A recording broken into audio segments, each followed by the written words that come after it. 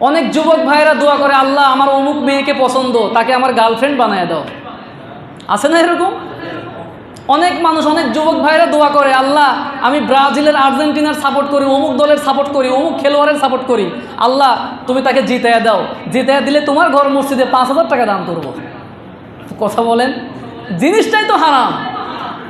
আপনি সুদ খাচ্ছেন, ঘুষ খাচ্ছেন, বলতেছেন আল্লাহ আরও বেশি বাড়াইয়া দাও, আল্লাহ কবুল করবে? কথা বলেন। আল্লাহ রব্বুল আলামিন তখন মূসা নবীকে ওহী নাজিল করে জানিয়ে দিলেন, আমার নবী মূসা, যেই পাপিষ্ঠ বান্দার জন্যে আজ পর্যন্ত সব ধরনের রহমতের বৃষ্টি আমি আল্লাহ বন্ধ রেখেছিলাম, ওই পাপিষ্ঠ বান্দা তওবা করার কারণে ওই ব্যক্তির ওসিলায় আমি আল্লাহ রব্বুল আলামিন রহমতের বৃষ্টি নাজিল করে দিলাম। এই জন্যে আমার ভাইয়েরা, তওবা করার দরকার আছে নাকি নাই? আল্লাহ রব্বুল আলামিনের কাছে যখন যা কিছুই চাইবেন, চাওয়ার আগে আপনি আল্লাহর কাছে ইস্তিগফার করেন, তওবা করেন। যিনি আপনার প্রতি রাজি খুশি হয়ে যে আপনার সকল গুনাহকে মাফ করে দিয়ে আপনার ফরিয়াদকে কবুল করে নেবেন, একটু আওয়াজ দিয়ে বলেন তো তিনি কে? আল্লাহ রব্বুল আলামিন অত্যন্ত দয়া এবং মায়া করে তার প্রিয় ঘর, সম্মানিত জায়গা, সম্মানিত ঘর মসজিদের মধ্যে এসে পবিত্র জুমার দিনে নামাজের পূর্বে আলোচনায় শামিল হওয়ার, সমবেত হওয়ার তৌফিক যে মহান মালিক আমাদের সকলকে দান করলেন, সেই মহান মালিকের শেখানো ভাষা অনুযায়ী কালিমাতুশ শুকর আদায় করে সকলেই পড়ছি আলহামদুলিল্লাহ।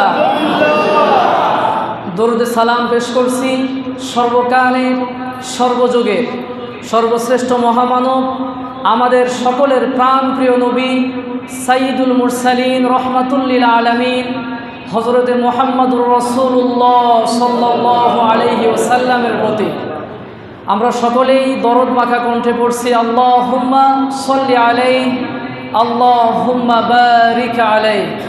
সম্মানিত উপস্থিতি, এই পৃথিবীর সূচনা লগ্ন থেকে শুরু করে আমাদের সকলের বাবা সাইয়্যিদিনা আদম আলাইহিস সালাতু ওয়াস সালাম থেকে সর্বশেষ নবী মুহাম্মদুর রাসূলুল্লাহ সাল্লাল্লাহু আলাইহি ওয়াসাল্লাম পর্যন্ত সকল নবী নিষ্পাপ হওয়া সত্ত্বেও আল্লাহর কাছে দোয়া করা থেকে নিজেদের বিরত রেখেছেন, বিরত রাখেন নাই।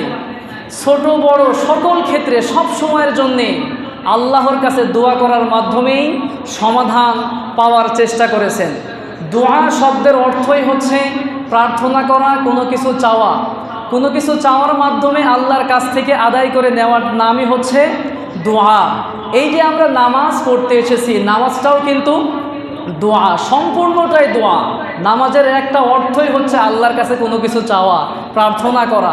প্রিয় ভাইয়েরা আমার, হাদিসের ভাষায় দোয়া এই ইবাদতকে সকল ইবাদতের মূল বলা হয়েছে, মুখুল ইবাদাহ বলা হয়েছে, রসুল ইবাদাহ বলা হয়েছে, সকল ইবাদতের মাথা বলা হয়েছে। আবার আর হাদিসের মধ্যে এসেছে যে মুমিন ব্যক্তির জন্যে ইবাদত হচ্ছে, দোয়া হচ্ছে হাতিয়ার স্বরূপ। দোয়া অনেক গুরুত্বপূর্ণ একটা জিনিস। আপনি অনেক মেধাবী একজন স্টুডেন্ট, আপনি যদি এমনটা মনে করে থাকেন যে আমি আমার মেধা দিয়েই আমি সব কিছু করতে পারবো, সম্পূর্ণ ভুল। আল্লাহর কাছ থেকে আপনার দোয়াও দরকার আছে। দোয়ার মাধ্যমে আপনার চেষ্টা প্লাস দোয়া সমান সমান সফলতা। স্বাভাবিকভাবেই দোয়ার গুরুত্ব অনেক বেশি। সকল নবী এবং রসুলগণ দোয়ার মাধ্যমে যত ধরনের বিপদ রয়েছে সকল বিপদ থেকে মুক্তি পেয়েছেন। অনেক মানুষ বড় বড় রোগে আক্রান্ত হওয়ার পরে আল্লাহর কাছে চেয়েছেন, আল্লাহ রব্বুল আলামিন তাকে পরিপূর্ণভাবে আরোগ্য দান করেছেন। অনেক মানুষ শত্রুর মোকাবেলায় দোয়া করেছেন, আল্লাহ রব্বুল আলামিন বিজয় দান করেছেন। এইভাবে করে হযরত ইউনুস আলাইহিস সালাম, ইয়াকুব আলাইহিস সালাম, আদম আলাইহিস সালাম, প্রায় প্রত্যেকটা নবী বিপদ আপদে সব সময় সাহায্য চেয়েছেন, দোয়া করেছেন কার কাছে? আল্লাহর কাছে। একমাত্র আল্লাহ আমাকে আপনাকে দিতে পারেন। পৃথিবীর কোনো মানুষ আমাকে আপনাকে আমাদের মন সম্পূর্ণরূপে সন্তুষ্ট করতে পারে না। দুনিয়াতে আপনি একজন মানুষের কাছে একবার চাইবেন, তার সামর্থ্য থাকলে দিবে, বারবার চাইবেন রাগান্বিত হয়ে যাবে, বিরক্ত বোধ করবে, ঠিক কিনা? কিন্তু আল্লাহর কাছে যদি আপনি না চান, আল্লাহ রাব্বুল আলামিন রাগান্বিত হন। মানুষের কাছে চাইলে মানুষ রাগান্বিত হন, কিন্তু আল্লাহর কাছে না চাইলে আল্লাহ রাগান্বিত হয়ে যান। তার মানে হচ্ছে আল্লাহ রাব্বুল আলামিন এইটাই চায়, আমার বান্দা আমার কাছে সবসময় দোয়া করুক, আমার কাছে প্রার্থনা করুক। কিন্তু আমরা অনেক সময় আল্লাহর কাছে চাওয়া থেকে নিজেকে বিরত রাখি। মনে রাখতে হবে, যেই ব্যক্তি আল্লাহর কাছে বেশি বেশি দোয়া করে ওই ব্যক্তি হচ্ছে বিনয়ী, আর যেই ব্যক্তি আল্লাহর কাছে চায় না ওই ব্যক্তি হচ্ছে অহংকারী। এখন আমরা অহংকারীদের দলভুক্ত হব নাকি বিনয়ীদের দলভুক্ত হব? কথা বলেন। অবশ্যই বিনয়ীদের দলভুক্ত হব, কারণ যত বেশি আল্লাহর কাছে চাইবেন খুশি হয়ে যাবেন কে? আর একটু আওয়াজ দিয়ে বলেন, কে খুশি হবেন? আল্লাহ। এই জন্যে আল্লাহর কাছে আমাকে আপনাকে চাইতে হবে। আল্লাহ রাব্বুল আলামিন যিনি সকল নবীদের ডাক সাড়া দিয়েছেন, সেই আল্লাহ পাক এখনও আছেন নাকি নাই? কথা বলেন। আছেন। আল্লাহ রাব্বুল আলামিন পবিত্র কুরআনুল কারীমের সূরা মুমিন এর মধ্যে বলতেছেন, হুয়াল হাই, তিনি হচ্ছেন চিরঞ্জীব। তিনি চিরঞ্জীব, তার কোনো ঘুম নাই, কোনো মৃত্যু নাই, কোনো ধ্বংস নাই, তার কোনো আলস্যতা নাই। তিনি সব সময় জাগ্রত অবস্থায় আছেন, আমার আপনার খুব নিকটে আছেন, আমার আপনার শাহরগের চাইতেও আরও অনেক নিকটবর্তী আছেন। এই জন্যে আল্লাহ রাব্বুল আলামিন বলতেছেন, ফাদউহু মুখলিসিনা লাহুদ্দিন, তার খাঁটি ইবাদত করার মাধ্যমে আল্লাহর কাছে তুমি চাও। ইবাদত না করে আল্লাহর কাছে চাইলে আল্লাহ দিবে? আল্লাহ রাব্বুল আলামিন বলতেছেন তার খাঁটি ইবাদত করার মাধ্যমে আল্লাহর কাছে চাও। তিরমিজি শরীফের বর্ণনা, বিশ্বনবী সাল্লাল্লাহু আলাইহি ওয়াসাল্লাম কি সুন্দর করে বলতেছেন, ইন্না রাব্বাকুম হাইয়ুন কারীম, নিশ্চয় তোমাদের প্রতিপালক হচ্ছেন চিরঞ্জীব এবং দয়ালু। ইস্তাহি মিন আবদিহি ইযা রাফা ইয়াদাইহি আন ইয়ারুদ্দাহুমা সিফরা। নবীজি বলতেছেন, আল্লাহর কোনো বান্দা যখন আল্লাহর কাছে দুহাত তুলে দোয়া করে, আল্লাহ পাক ওই বান্দার হাতটাকে খালি হাতে ফিরিয়ে দিতে লজ্জাবোধ করে। সুবহানাল্লাহ। এই জন্যে আল্লাহ রাব্বুল আলামিন পবিত্র কুরআনুল কারীমের 2 নম্বর সূরা বাকারা এর 186 নম্বর আয়াতের মধ্যে বললেন, وَإِذَا سَأَلَكَ عِبَادِي عَنِّي فَإِنِّي قَرِيبٌ أُجِيبُ دَعْوَةَ الدَّاعِ إِذَا دَعَانِ فَلْيَسْتَجِيبُوا لِي وَلْيُؤْمِنُوا بِي لَعَلَّهُمْ يَرْشُدُونَ। আল্লাহ রাব্বুল আলামিন বিশ্ব নবী মুহাম্মদুর রাসূলুল্লাহ সাল্লাল্লাহু আলাইহি ওয়াসাল্লামকে বলতেছেন, ওগো আমার প্রিয় হাবিব, ওগো আমার নবী, আপনার কাছে আমার বান্দারা আমার ব্যাপারে ধারণা নিতে আসে, আমার ব্যাপারে আপনাকে জিজ্ঞাসা করেন। সুতরাং আপনি আপনার উম্মতদেরকে বলে দেন, আমার বান্দাদেরকে আমার ব্যাপারে ধারণা দিয়ে দেন। কি ধারণা দিবেন? আল্লাহ রাব্বুল আলামিন নবীজিকে শিখিয়ে বললেন, আমার নবী আপনি আমার বান্দাদেরকে বলে দেন, আমার বান্দারা যখন আমি আল্লাহর কাছে চাইবে, আমি আল্লাহ রাব্বুল আলামিন তার চাওয়াকে, তার দোয়াকে আমি আল্লাহ কবুল করে নিব। তার কারণ হচ্ছে আমি আল্লাহ রাব্বুল আলামিন আমার প্রত্যেকটা বান্দার খুব নিকটে রয়েছি। আল্লাহ পাক বললেন, ফাইন্নী করিব, আমি আমার বান্দার খুব নিকটবর্তী। আমার বান্দা যেখানেই চাক, যে অবস্থায় চাক, আমি আল্লাহ রাব্বুল আলামিন আমার বান্দার প্রত্যেক ডাকে খুব সুন্দরভাবে সাড়া দিয়ে দিই। সুবহানাল্লাহ। আল্লাহ রাব্বুল আলামিন অপর একটি আয়াতের মধ্যে বলতেছেন, ওয়াকালা রাব্বুকুম উদউনি আস্তাজিব লাকুম ইন্নাল্লাযীনা ইয়াস্তাকবিরুনা আন ইবাদাতি সায়াদখুলুনা জাহান্নামা দাখিরিন। আল্লাহ রাব্বুল আলামিন বলতেছেন, ওয়াকালা রাব্বুকুম, তোমাদের প্রতিপালক তোমাদেরকে বলতেছেন, উদউনি আস্তাজিব লাকুম, আমি আল্লাহকে তোমরা ডাকো, তোমাদের ডাকে সাড়া দিয়ে দিবেন কে? আর একটু জোরে বলেন কে? আমরা যখন যে অবস্থায় ডাকি না কেন আমাদের প্রত্যেকটা ডাকে সাড়া দিয়ে দেন কে?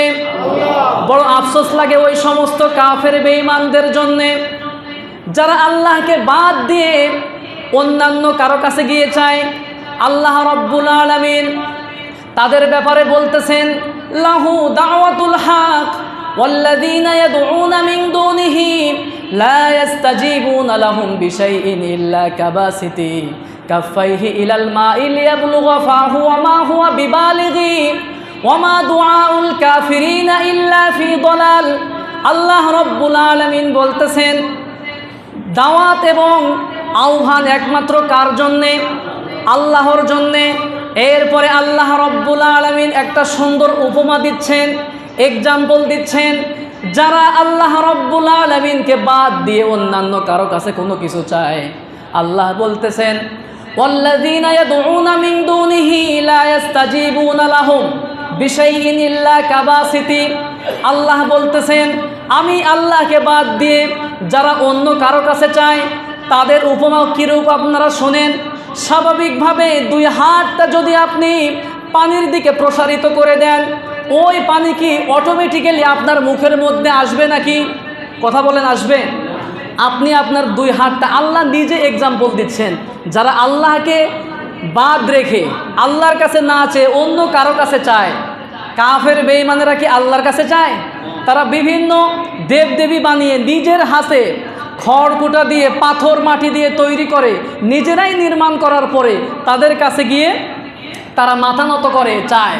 আল্লাহ তাদের ব্যাপারে বলতেছেন যে তাদের উদাহরণ হচ্ছে, পানির কাছে দুই হাতটা আপনি প্রসারিত করে দিলেন, ওই পানি কি অটোমেটিক্যালি আপনার মুখে চলে আসবে? কথা বলেন, আসবে? আসবে না। আল্লাহ রাব্বুল আলামিন বলতেছেন তাদের উপমা হচ্ছে এরূপ, তারা শুধু চাইতেই পারবে কিন্তু কোনো কাজে আসবে না। দেব দেবীর সামনে থেকে যদি কোনো কুকুর দুধ কলা খেয়ে যায়, তাহলে কি ওই কুকুরকে স্বাভাবিকভাবে কুকুরের কাছ থেকে কি দুধ কলা রক্ষা করতে পারবে নাকি? কখনো পারবে না। কতটা অসহায় দেখেন। স্বাভাবিকভাবে কোনো মূর্তির নাকের ডগায় মাছি বসে যদি পায়খানা করে দেয়, তাকে কি রক্ষা করতে পারবে? নিজেকে সেভ করতে পারবে? কথা বলেন। এখন আপনারা বলবেন, হুজুর আপনি নিজের মন গড়া কথা বলতেছেন। একটা কথা আমি মন গড়া বলতেছি না। আল্লাহ রাব্বুল আলামিন পবিত্র কোরআনুল কারীমের 22 নম্বর সূরা, সূরা হজের 73 নম্বর আয়াতের মধ্যে বলে দিলেন, ইয়া আইয়ুহান নাসু দুরিবা মাসালুন ফাসতামিউ লাহ ইন্নাল্লাযীনা তাদউনা মিন দুনিল্লাহি। আল্লাহ রাব্বুল আলামিন পবিত্র কোরআনুল কারীমের মধ্যে বলতেছেন, ও দুনিয়ার কাফেররা শোনো, ও দুনিয়ার কাফেররা খুব মনোযোগ দিয়ে শোনো, তোমাদের জন্য সুন্দর একটা এক্সাম্পল দিয়ে দিলাম। স্বাভাবিকভাবে একটা মাছি, সারা পৃথিবীর যত দেবদেবী রয়েছে, কেউ কখনো ওয়ালাবিজতামাউলা সবাই যদি একত্র হয়, এরপরেও তারা একটা সামান্য মাছিও তৈরি করতে পারবে নাকি? কথা বলেন, সম্ভব? সামান্য একটা মাছি, আল্লাহ নিজে উপমা দিয়ে বলতেছেন, সামান্য একটা মাছি তারা সকলেও যদি একত্র হয়, এরপরেও বানাতে সক্ষম হবে না। আল্লাহ রাব্বুল আলামিন বলতেছেন, ওয়ালা বিজতামাউলা, সকল দেবদেবীরা একত্র হলেও এটা সম্ভব না। আল্লাহ রাব্বুল আলামিন এরপরে বলতেছেন যে ওয়া ইয়াসলুবহুমুয যুবাবু শাইআন লা ইস্তানকিযুহু মিন, যে একটা মাছি যদি তাদের কাছ থেকে কোনো কিছু ছিনিয়ে নিয়ে যায়, তাহলেও সামান্য ওই মাছির কাছ থেকেও ওই ছিনিয়ে নেওয়া জিনিসটাকে ফেরত আনতে সক্ষম না। তওফাত তালিব ওয়াল মাতলুব, প্রার্থনাকারী এবং যার কাছে প্রার্থনা করা হয়, এরা উভয়েই একেবারেই দুর্বল। বলেছেন কে? তার মানে আমাদের মতো সৌভাগ্যবান আর কেউ আছে?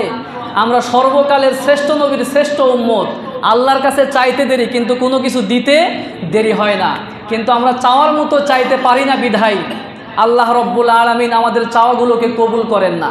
মনে রাখতে হবে, দোয়া কবুলের অনেক শর্ত রয়েছে। দোয়া কবুলের অনেক শর্ত রয়েছে, তার মধ্যে মাত্র 5টি শর্তের কথা আমি আপনাদেরকে বলবো। সবাই শুনতে রাজি আছেন ইনশাআল্লাহ? যদি এই 5টি শর্ত মেনে আমি আপনি দোয়া আল্লাহর কাছে করি, আল্লাহ রব্বুল আলামিন কখনোই আমার আপনার দোয়াকে ফেরত দিবেন না। পড়বেন না সুবহানাল্লাহ?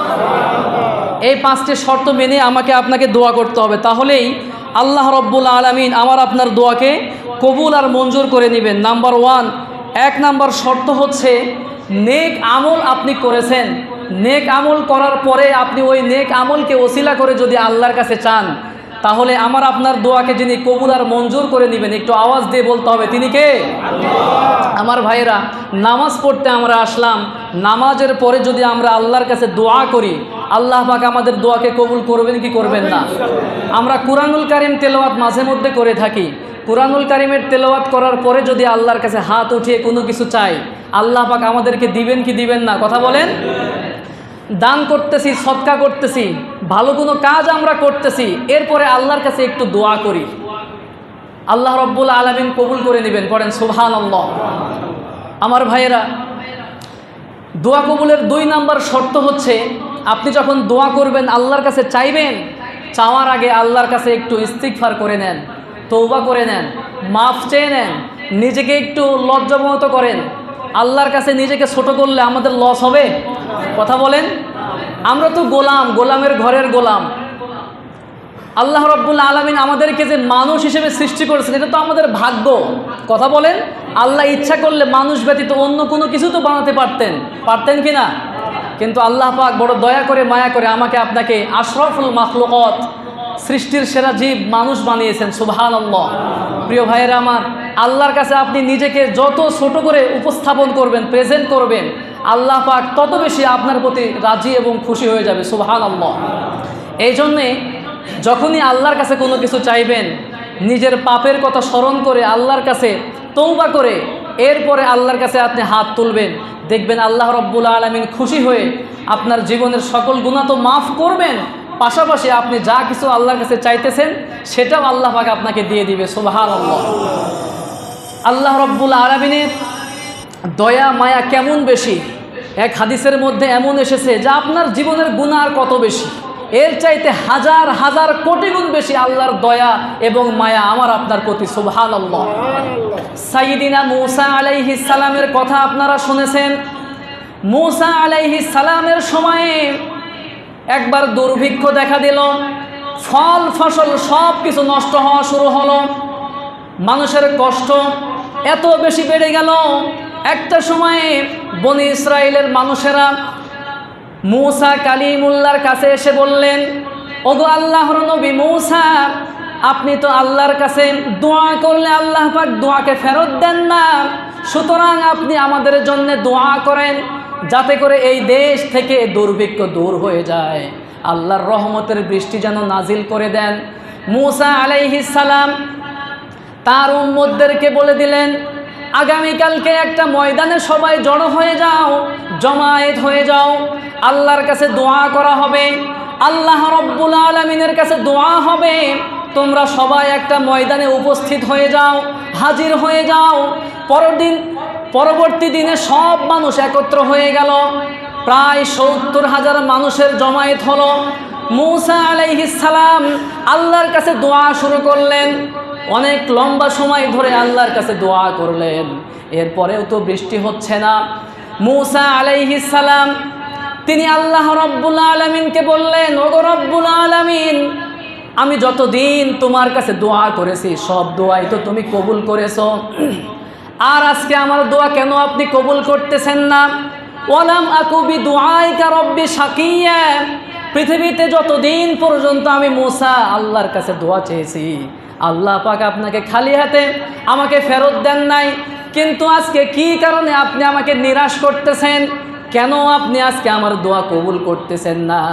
তখন আল্লাহ রব্বুল আলামিন মূসা আলাইহিস সালামকে জানিয়ে দিলেন, ওগো আমার নবী মূসা, আপনি এত বড় জমায়েতের মধ্যে আমি আল্লাহর কাছে দোয়া করতেছিলেন, কিন্তু আমি আল্লাহ দোয়া কবুল করতেছিলাম না। তার কারণ হলো এই জমায়েতের মধ্যে এমন একজন পাপিষ্ঠ ব্যক্তি রয়েছে যে ৪০ বছর যাবৎ পাপ করতেছে, অথচ পৃথিবীর কোনো মানুষ জানে না। ওই ব্যক্তিকে আপনি ঘোষণা করেন, এই জমায়েত থেকে যতক্ষণ পর্যন্ত ওই পাপিষ্ঠ ব্যক্তি বের হয়ে না যাবে ততক্ষণ পর্যন্ত দোয়াকে কবুল করা হবে না, বৃষ্টিও বর্ষণ করব না, এভাবে দুর্ভিক্ষ দিয়ে সবাইকে শেষ করে দেব। আল্লাহ রব্বুল আলামিনের পক্ষ থেকে ঘোষণা পাওয়ার পরে মূসা আলাইহিস সালাম সবাইকে ঘোষণা করে দিলেন, এই জমায়েতের মধ্যে ওই পাপিষ্ঠ ব্যক্তি তুমি যতক্ষণ পর্যন্ত বের হয়ে না যাবে ততক্ষণ পর্যন্ত দোয়াও কবুল হবে না, আল্লাহর পক্ষ থেকে বৃষ্টিও বর্ষণ করা হবে না। সুতরাং তুমি আমাদের এই জমায়েত থেকে বের হয়ে চলে যাও, তুমি বের হয়ে যাও। এইভাবে করে যখন বিভিন্ন জায়গা থেকে ঘোষকরা ঘোষণা করল, এক পর্যায়ে ওই পাপিষ্ঠ ব্যক্তির কর্ণকুহরে পৌঁছে গেল। তারপরে সে চিন্তা করতেছে 40 বছর পর্যন্ত আমি গুনাহ করলাম, পাপ করলাম, পৃথিবীর কোনো মানুষ জানে না। এখন যদি আমি 70,000 মানুষের এই জমায়েত থেকে বের হতে চাই তখন তো সব মানুষ আমাকে দেখে ফেলবে, আমি তো চিহ্নিত গুনাহগার হয়ে যাব। আর যদি এখান থেকে বের হয়ে না যাই তাহলে আল্লাহ রব্বুল আলামিন ওহী নাজিল করে মূসা আলাইহিস সালামকে জানিয়ে দিবেন। ডিলেমার মধ্যে পড়ে গিয়েছে, উভয় সংকটে পড়ে গেছে, বের হলেও বিপদ, ভিতরে থাকলেও বিপদ, আছে নাকি নাই কথা বলেন। তখন সেই পাপিষ্ঠ ব্যক্তি মনে মনে আল্লাহ রব্বুল আলামিনের কাছে তওবা করলো, ইস্তিগফার করে বলতেছে, ওগো রব, 40 বছর পর্যন্ত আমি গুনাহ করেছি, কেউ জানে নাই, কেউ শুনে নাই, কেউ জানে না। আজকে যদি আমি এখান থেকে বের হয়ে যাই প্রকাশ হয়ে যাবে, সবার কাছে আমি গুনাহগার বলে চিহ্নিত হয়ে যাব। ওগো রব, ওগো মালিক, তোমার কাছে আমি তওবা করতেছি, আজ থেকে আর কখনো গুনাহে লিপ্ত হব না। সুতরাং আমার অতীতের যত গুনাহ আছে তুমি মাফ করে দাও। আল্লাহ রব্বুল আলামিন দেরি করলেন না, বান্দার মনের সেই তওবাকে কবুল করে নিলেন। সাথে সাথে বৃষ্টি শুরু হয়ে গেল। মূসা আলাইহিস সালাম তিনি সেজদায় পড়ে গেলেন। সেজদায় পড়ে গিয়ে তিনি আল্লাহ রব্বুল আলামিনকে ডেকে বললেন, ওগো রব, ওগো মালিক, এই পর্যন্ত কোনো মানুষ তো এখান থেকে বের হয়ে গেল না, অথচ আপনি বলেছেন ওই পাপিষ্ঠ বান্দা বের না হওয়া পর্যন্ত বৃষ্টি দেওয়া হবে না, দোয়াও কবুল করা হবে না, কিছুই তো বুঝলাম না। আল্লাহ রব্বুল আলামিন তখন মূসা নবীকে ওহী নাজিল করে জানিয়ে দিলেন, আমার নবী মূসা, যেই পাপিষ্ঠ বান্দার জন্যে আজ পর্যন্ত সব ধরনের রহমতের বৃষ্টি আমি আল্লাহ বন্ধ রেখেছিলাম, ওই পাপিষ্ঠ বান্দা তওবা করার কারণে ওই ব্যক্তির ওসিলায় আমি আল্লাহ রব্বুল আলামিন রহমতের বৃষ্টি নাজিল করে দিলাম। এই জন্যে আমার ভাইয়েরা, তওবা করার দরকার আছে নাকি নাই? আল্লাহ রব্বুল আলামিনের কাছে যখন যা কিছুই চাইবেন, চাওয়ার আগে আপনি আল্লাহর কাছে ইস্তিগফার করেন, তওবা করেন, যিনি আপনার প্রতি রাজি খুশি হয়ে যে আপনার সকল গুনাহকে মাফ করে দিয়ে আপনার ফরিয়াদকে কবুল করে নেবেন। একটু আওয়াজ দিয়ে বলেন তো তিনি কে? প্রিয় ভাইরা আমার, দোয়া কবুলের 5টি শর্তের কথা আমি বলেছি, মনে আছে তো? নাম্বার 1, 1 নাম্বার কি শর্ত? নেক আমল আপনি করেছেন, হতে পারে নামাজ, হতে পারে কোরআন তেলাওয়াত, হতে পারে দান সদকা, বা যে কোনো ভালো কাজ আপনি করলেন। ভালো কাজ করার পরে আল্লাহর কাছে আপনি চাইবেন, আল্লাহ রব্বুল আলামিন ওই সময়ের দোয়াকে খালি হাতে ফেরত দেন না, সুবহানাল্লাহ। আর 2 নাম্বার শর্ত কি বলেছি? যে আপনি যখনই আল্লাহর কাছে চাইবেন, চাওয়ার আগে আল্লাহর কাছে আপনি ইস্তিগফার করে নেবেন, আপনি তওবা করে নেবেন, ক্ষমা চেয়ে নেবেন। আল্লাহ রব্বুল আলামিনের কাছে যে ব্যক্তি যত বেশি ক্ষমা চায়, ওই ব্যক্তি আল্লাহ রব্বুল আলামিনের কাছে তত বেশি সম্মানিত হয়ে যায়, সুবহানাল্লাহ। আমি তো কয়েক জুমা আগে বলেছিলাম যে নবীজি সাল্লাল্লাহু আলাইহি সাল্লাম প্রত্যেকটা দিনে 100 বার করে তিনি তওবা করতেন, তিনি 70 বার করে তিনি তওবা করতেন। চিন্তা করা যায়, যার জীবনে কোনো গুনার ছিটে ফুটাও নেই। আর আমাদের জীবনে আপনি আজকে সকালের দিকে একটু তাকান, এখানে আসার 1 ঘন্টা আগে তাকান, দেখেন কোনো না কোনোভাবে আপনি গুনাহে লিপ্ত হয়ে গেছেন।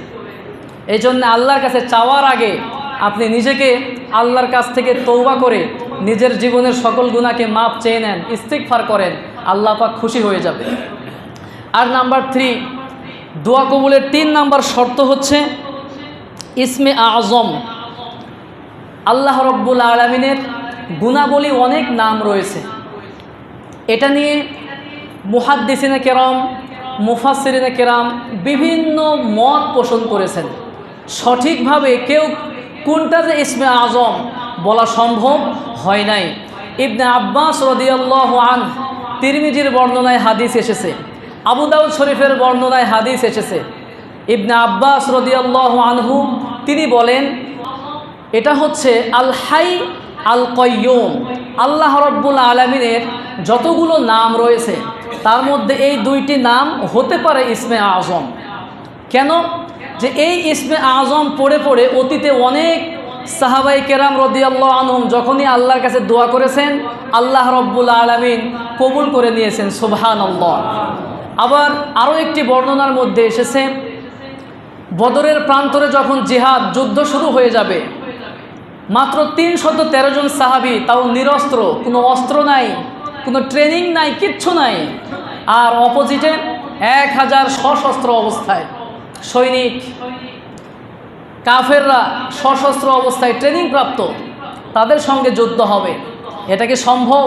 বর্তমান সময়ে যদি এমনটা ঘোষণা আসে যে মাঠে নামা লাগবে, তাহলে আমাদের সবচেয়ে বড় ফতোয়া আমরা দিয়ে বসবো যে আমরা তো ট্রেনিং প্রাপ্ত না, আমাদের অস্ত্র নাই, কিচ্ছু নাই, আমরা কিভাবে যুদ্ধ করব।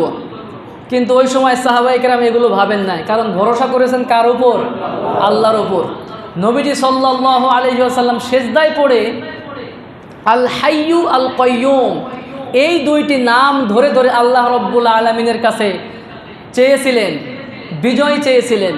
আর আল্লাহ রাব্বুল আলামিনও বদরের প্রান্তরে এমন ঐতিহাসিক বিজয় দান মুসলমানদের পক্ষে দিয়েছিলেন, যেটা ইতিহাস হয়ে আজও পর্যন্ত রয়ে গিয়েছে, কিয়ামত পর্যন্ত থাকবে ইনশাআল্লাহ। প্রিয় ভাইয়েরা আমার, এই জন্যে যখনই আপনি আল্লাহর কাছে হাত উঠান, ইসমে আজম পড়ে পড়ে আপনি যদি আল্লাহর কাছে দোয়া করতে পারেন, আল্লাহ রাব্বুল আলামিন আপনার দোয়াকে কবুল আর মঞ্জুর করে নেবেন। পড়েন সুবহানাল্লাহ। আর নাম্বার 4, 4 নাম্বার হচ্ছে বরকতময় জায়গা, বরকতময় স্থান, সময়। এই যে এখানে আপনারা বসে আছেন, এই জায়গা কি বরকতময় নাকি বরকতময় ছাড়া? কথা বলেন। পৃথিবীর মধ্যে সবচাইতে উত্তম জায়গায় হচ্ছে মসজিদ।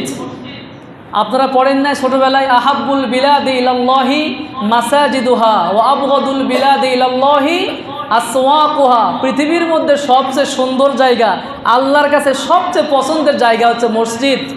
আর সবচাইতে খারাপ জায়গা সেটা কি? মাশাআল্লাহ, আপনারাই বলে দিয়েছেন। কিন্তু আমরা কি করি? মসজিদে আসি একেবারে লেটে, আর বের হওয়ার সময় ইমাম সাহেব সালাম ফেরানোর পরে দৌড়। কথা বলেন, আছে নাকি না এরকম? আর ঘন্টার পরে ঘন্টা বাজারে বসা, চা স্টলে বসে বসে চায়ের কাপে চুমুক দেই, আর সামনের টেলিভিশনে বিভিন্ন ধরনের ডান্স, গান বাজনা, এগুলো আমরা দেখতে থাকি। এখানে অবশ্য আমরা কেউ নাই, সবাই আমরা আল্লাহর ওলি। আল্লাহ কবুল করে পড়ে না আমিন। এই অভ্যাস থেকে থাকলে আমরা বাদ দিয়ে দিব ইনশাআল্লাহ। প্রিয় ভাইয়েরা আমার, দোয়া কবুলের আমি শর্তের কথা বলতেছি। নাম্বার 4, 4 নম্বরে বলেছি বরকতময় জায়গা, বরকতময় সময়। এই যে মসজিদ, এখানে বসে দোয়া করলে কবুল করেন কে? আরাফার ময়দান, কাবা শরীফ, মুজদালিফা, এইভাবে করে যত ভালো ভালো বরকতময় জায়গা আছে, আপনি আল্লাহর কাছে চাইবেন, আল্লাহ দিয়ে দিবে আপনাকে। আজকের এই শুক্রবারের দিনে অনেক বরকতময় সময় আছে। আসর থেকে মাগরিবের আগের মুহূর্তে এই সময়ে দোয়া করলে আল্লাহ ফেরত দেন না। সুবহানাল্লাহ। এই যে আজকে জুমার নামাজে খতিব সাহেব যখন খুতবা দিতে যাবেন, মাঝামাঝি সময় একটা গ্যাপ থাকবে, ওই গ্যাপে আপনি 1-2 সেকেন্ডে আল্লাহর কাছে চান। কি চাবেন? আল্লাহর কাছে শুধু এতটুকু বলেন, আল্লাহ আপনি আমাকে গুনাহমুক্ত জীবন দান করেন, আমলে সলিহা বেশি বেশি করার তৌফিক দান করেন। তাহলে নিশ্চিত আপনার দোয়াকে যদি আল্লাহ কবুল করে থাকেন, তাহলে নিশ্চিত আপনার জন্য জান্নাত ওয়াজিব করে দিবেন কে? কারণ একজন মানুষের সবচেয়ে বড় চাওয়াই হচ্ছে এটা, যে আল্লাহ আমার জীবনের যত গুনাহ আছে তুমি মাফ করে দাও। আর 2 নম্বর চাও কি? আল্লাহ তুমি সন্তুষ্ট হয়ে যাও, তুমি আমাকে আমলে সলিহা বেশি বেশি করার তৌফিক দাও। এর চাই উত্তম দোয়ার কি হতে পারে? আপনি দোয়া করেন রব্বানা আতিনা ফিদ দুনিয়া হাসানা, দুনিয়ার যত হাসানা আছে, যত কল্যাণ আছে, আল্লাহ তুমি আমাকে দান করো। ওয়াফিল আখিরাতি হাসানা, আখিরাতের যত হাসানা আছে, কল্যাণ আছে, আল্লাহ তুমি আমাকে দান করো। ওয়াকিনা আযাবান নার, যত ধরনের শাস্তি আছে, আযাব আছে, জাহান্নামের সকল প্রকারের আযাব থেকে আল্লাহ তুমি আমাকে বাঁচাও। এর চাই উত্তম দোয়ার হতে পারে? এই জন্যে বরকতময় সময়, বরকতময় জায়গায় আমরা দোয়া করতে ভুল করব না ইনশাআল্লাহ। প্রিয় ভাইয়েরা আমার, নাম্বার 5 নাম্বার হচ্ছে আপনি যখন দোয়া করবেন নবী, ওলি, আল্লাহর প্রিয় বান্দা এদের ওসিলায় আল্লাহর কাছে আপনি চান। আপনি যখন চাইবেন তখন আল্লাহ পাক আপনাকে দিয়ে দিবে। একদিন আল্লাহ রব্বুল আলামিনের প্রিয় হাবিবের কাছে একজন অন্ধ সাহাবী আসলো। অন্ধ সাহাবী এসে নবীজি সাল্লাল্লাহু আলাইহি ওয়াসাল্লামকে জিজ্ঞাসা করতেছেন, ইয়া রাসূলুল্লাহ, আপনি আমাকে এমন একটা সুন্দর দোয়া শিখিয়ে দেন যেই দোয়া করলে আল্লাহ পাক আমাকে দৃষ্টিশক্তি দান করে দিবেন। সুবহানাল্লাহ। নবীজি সাল্লাল্লাহু আলাইহি ওয়াসাল্লাম বললেন যে তুমি যাও 2 রাকাত সলাতুল হাজত পড়ে আমার সামনে আসো। 2 রাকাত সলাতুল হাজত পড়ে নবীজির সামনে এসে বসলেন। তখন নবীজি সাল্লাল্লাহু আলাইহি ওয়াসাল্লাম সেই অন্ধ সাহাবীকে বললেন, তুমি আল্লাহর কাছে আমি নবীর ওসিলা দিয়ে, আমি নবীর নাম দিয়ে আমাকে ওসিলা করে আল্লাহর কাছে দৃষ্টিশক্তি ফিরে চাও, আল্লাহ পাক তোমাকে দিয়ে দিবেন। তখন ওই অন্ধ সাহাবী 2 হাত তুলে আল্লাহর কাছে চাওয়া শুরু করলেন, আল্লাহ, নবী মুহাম্মদুর রাসূলুল্লাহ সাল্লাল্লাহু আলাইহি ওয়াসাল্লামের ওসিলায় আমাকে মাফ করো, আমার দৃষ্টিশক্তি তুমি আমাকে দিয়ে দাও। এই দোয়া করতে দেরি হয়েছে, দোয়া শেষ হয় নাই, আল্লাহ রব্বুল আলামিন ওই অন্ধ ব্যক্তির দৃষ্টিশক্তি ফিরিয়ে দিয়েছেন। সুবহানাল্লাহ। এই জন্য আমার ভাইয়েরা, আমরা যখন আল্লাহর কাছে দোয়া করব নবীর ওসিলা দিয়ে চাইব, বিভিন্ন বড় বড় সাহাবীদের ওসিলা দিয়ে চাইব, বুজুর্গানের দিন যারা আছেন, আল্লাহর ওলি যারা আছেন তাদের দোহাই দিয়ে, তাদের ওসিলা দিয়ে আল্লাহর কাছে চাইব। আবার ভণ্ড পীরের ওসিলা দিয়েন না, সব শেষ হয়ে যাবে। এখন যে আমাদের বাংলাদেশে কত বাবা, পাগলা বাবা, ল্যাংটা বাবা, বদনা বাবা, আরও কত বাবা যে আছে, আল্লাহ আমাদেরকে এই সমস্ত বাবা থেকে হেফাজত করুক, পড়ে না আমিন। আমরা তো বুঝি কম, কিন্তু মনে করি আমরা অনেক কিছুই বুঝি। প্রিয় ভাইয়েরা আমার, ঈমান ধ্বংস হয়ে যাবে, সব শেষ হয়ে যাবে। আপনি হকপন্থী বুজুর্গ যারা আছে এদের ওসিলা দিয়ে আল্লাহর কাছে চান। যেমন ওমর রাদিয়াল্লাহু আনহু, তিনি একদিন আল্লাহর কাছে দোয়া করতেছিলেন আব্বাস রাদিয়াল্লাহু আনহুর ওসিলা দিয়ে। আল্লাহ রাব্বুল আলামিন ওমর রাদিয়াল্লাহু আনহুর দোয়াকে কবুল করে নিয়েছেন। সুবহানাল্লাহ। এই 5টি শর্ত মেনে যদি আপনি আল্লাহর কাছে চাইতে পারেন, আল্লাহ পাক আপনার দোয়াকে কখনোই ফেরত দিবেন না। সুবহানাল্লাহ। মনে আছে তো সবার? 1 নম্বরে কি বলেছি? নেক আমল, শুধু আমল না, নেক আমলের পরে আপনি চাইবেন। 2 নম্বরে ইস্তিগফার, আপনি যখনই আল্লাহর কাছে চাইবেন ইস্তিগফার করে এরপরে আল্লাহর কাছে চান। আর নাম্বার 3 নম্বরে ইসমে আযম, কি? আল্লাহর গুণবাচক নাম আল হাইয়ু আল কাইয়ুম, এই নাম ধরে ধরে আল্লাহর কাছে চান, আল্লাহ পাক আপনাকে দিয়ে দিবেন। আর নাম্বার 4 নম্বরে বলেছি বরকতময় জায়গা এবং সময়, এই সময়গুলোতে, এই জায়গাগুলোতে আল্লাহর কাছে আপনি চাইবেন, আল্লাহ দিয়ে দিবেন। আর নাম্বার 5 নম্বরে বললাম জি ওসিলা, নবী রসুলের ওসিলা দিয়ে, বুজুর্গানের দিনের ওসিলা দিয়ে আল্লাহর কাছে চান, আল্লাহ পাক আপনার দোয়াকে কবুল করে নেবে। সুবহানাল্লাহ।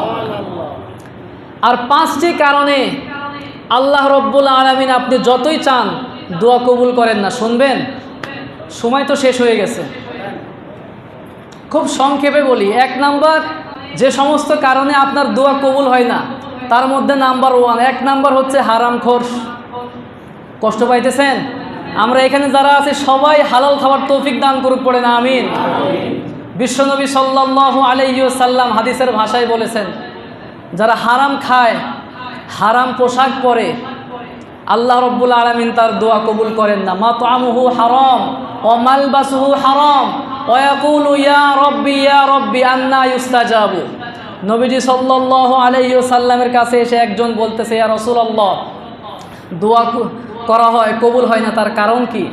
নবীজি সাল্লাল্লাহু আলাইহি ওয়াসাল্লাম বললেন, তার দোয়া কেমনে কবুল হবে? সে যা খায় হারাম খায়, সে যেটা পরে, যে পোশাক পরে হারাম পোশাক পরে, তাহলে সে যতই আল্লাহকে বলুক ইয়া রব্বি, তাহলে কিভাবে আল্লাহ রব্বুল আলামিন তার ডাকে সাড়া দিবে? মূসা আলাইহিস সালাম একদিন রাস্তা দিয়ে হেঁটে হেঁটে যাচ্ছিলেন, এক ব্যক্তি আল্লাহর কাছে কান্নাকাটি করতেছে, দোয়া করতেছে, কিন্তু তার দোয়াকে কবুল করা হচ্ছে না। মূসা আলাইহিস সালাম আল্লাহকে বললেন, ওগো রব, ওগো মালিক, কি কারণে এই ব্যক্তির দোয়াকে কবুল করা হচ্ছে না? আল্লাহ রব্বুল আলামিন মূসা আলাইহিস সালামকে জানিয়ে দিলেন, ওগো আমার নবী মূসা, এই বান্দা আমি আল্লাহর কাছে দোয়া করতে করতে, কান্নাকাটি করতে করতে যদি তার চোখ থেকে পানি পড়তেই থাকে এবং তার হাতটা প্রসারিত করতে করতে যদি আসমান পর্যন্ত লেগেও যায়, এরপরে আমি আল্লাহ তার দোয়াকে কবুল করব না। তার কারণ হচ্ছে সে যা খায়, কি খায়? হারাম খায়।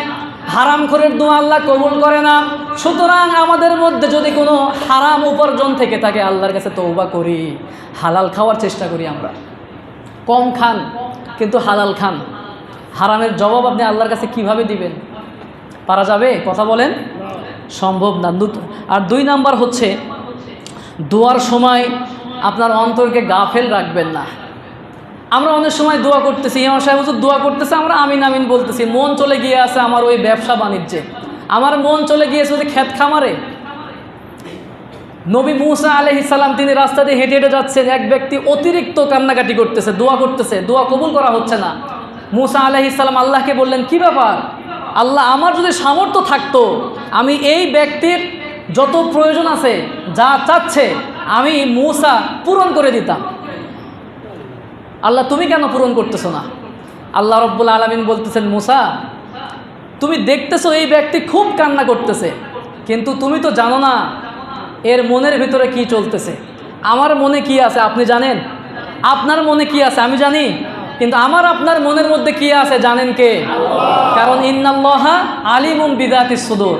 প্রিয় ভাইরা আমার, মূসা আলাইহিস সালাম তিনি বলতেছেন আল্লাহ তাআলা কি কারণে কবুল করা হচ্ছে না? আল্লাহ রব্বুল আলামিন বলতেছেন, মূসা শোনো, এই ব্যক্তি আমার কাছে কান্নাকাটি করতেছে এটা ঠিক, কিন্তু এর মন চলে গিয়ে আছে বকরির পালের প্রতি।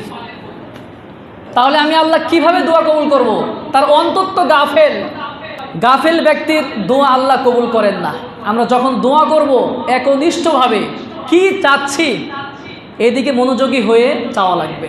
পারা যাবে না ইনশাআল্লাহ। আর নাম্বার 3 নাম্বার হচ্ছে, হারাম জিনিস তলব করা যাবে না।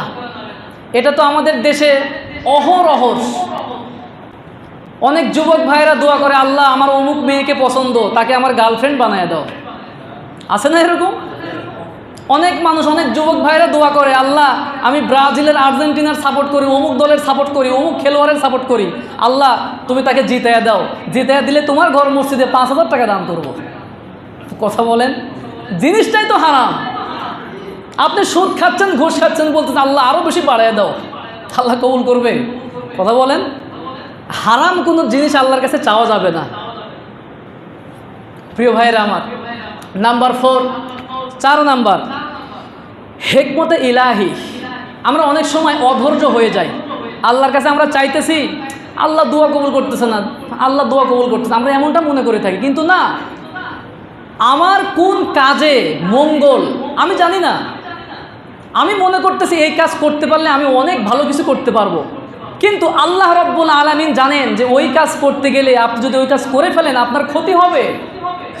আপনি মনে করতেছেন যাত্রাবাড়ি, কোনাপাড়া বা বিভিন্ন জায়গায় আপনি যাইতে পারলে আপনি সফল, কিন্তু আল্লাহ জানেন আপনি ওখানে গেলে আপনি শেষ হয়ে যাবেন। আপনি দোয়া করতেছেন আল্লাহ আপনি আমাকে অমুক জায়গায় নিয়ে যান, কিন্তু আল্লাহ নিচ্ছে না, কারণ আল্লাহ ভালো জানেন যে আপনি ওখানে গেলে আপনার শেষ। এই জন্যে অনেক সময় আল্লাহ রব্বুল আলামিন এই দোয়াগুলোকে কবুল না করে কিয়ামতে এটার পরিবর্তে আপনার আমল নামায় সওয়াব ঢুকিয়ে দিবেন। সুবহানাল্লাহ। আর মনে রাখতে হবে, আমার আপনার আল্লাহ রব্বুল আলামিন সব কিছুই ভালো জানেন। দোয়া মূলত 3 ভাবে কবুল হয়ে থাকে। কয়ভাবে? 3 ভাবে কবুল হয়। একটা হচ্ছে ইনস্ট্যান্ট, আপনি আল্লাহর কাছে চাইলেন, আল্লাহ আপনাকে সাথে সাথে দিয়ে দিচ্ছে। আর 2 নাম্বার হচ্ছে আল্লাহর সাথে সাথে দিলেন না, কিন্তু আপনি মরার আগে, কবরে চলে যাওয়ার আগে আপনার এই দোয়াকে যে কোনোভাবেই হোক আল্লাহ রব্বুল আলামিন কবুল করবেন। সুবহানাল্লাহ।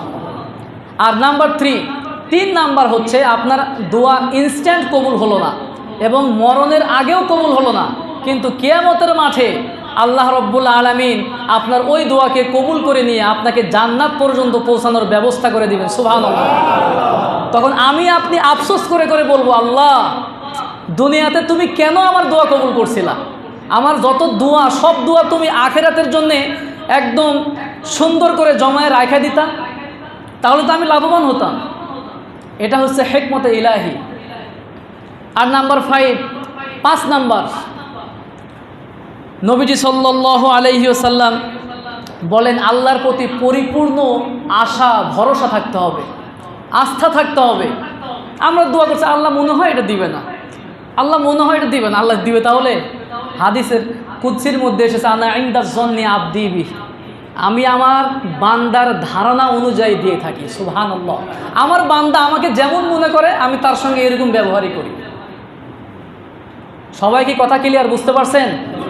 এই 5টি কারণে দোয়া কবুল হয় না। এই 5টি জিনিস যেন আমরা বর্জন করতে পারি, আল্লাহ পাক আমাদেরকে তৌফিক দান করে, পড়েন আমিন।